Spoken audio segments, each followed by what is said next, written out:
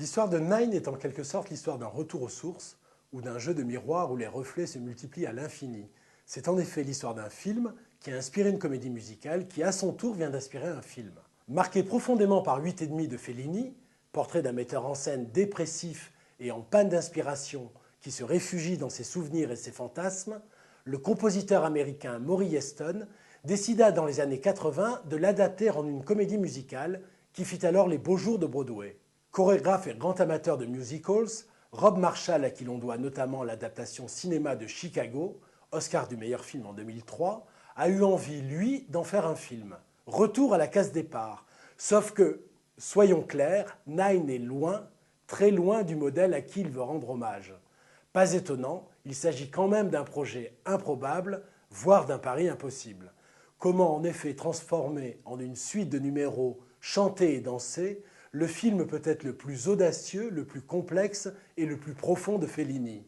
Ne soyons donc pas intransigeants et disons-nous qu'il s'agit seulement d'une variation légère et divertissante, à la fois kitsch et amoureuse, autour d'un chef-d'œuvre. Nine n'est pas le grand film qu'il aurait pu être, mais c'est un film plaisant qui séduira les amateurs du genre sans pour autant convertir les autres. En fait, plus que ses chansons, à 2 ou 3 exceptions près, plus que ses numéros, à 2 ou 3 exceptions près, plus que sa mise en scène, à 2 ou 3 scènes près, ce sont l'acteur et les actrices qui sont l'atout majeur de Nine et la principale source du plaisir qu'il procure. Autour de Daniel Day-Lewis, qu'on a un immense bonheur à retrouver pour une fois dans un registre presque léger, ce qui ne l'empêche pas de tenir le film et d'apporter, comme toujours, densité et émotion à son personnage, c'est un vrai défilé.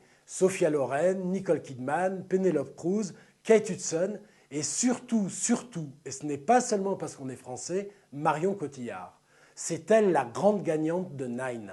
Elle a 2 des plus belles scènes du film, l'une tout en retenue et en émotion, l'autre tout en énergie et en sex appeal. Cela montre non seulement l'étendue de son talent, mais surtout la place qu'elle tient aujourd'hui dans le cinéma et qui est l'une des toutes premières.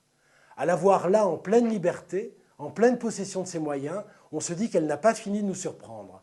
Rien que pour elle, et un peu aussi pour les autres, il faut aller voir Nine. D'autant que le film a finalement un autre atout, et pas le moindre, celui de vous donner envie, illico, de voir ou de revoir 8,5 et la Dolce Vita. Ça tombe bien, ils sont sortis il y a peu en DVD dans de belles éditions. Ne les manquez surtout pas.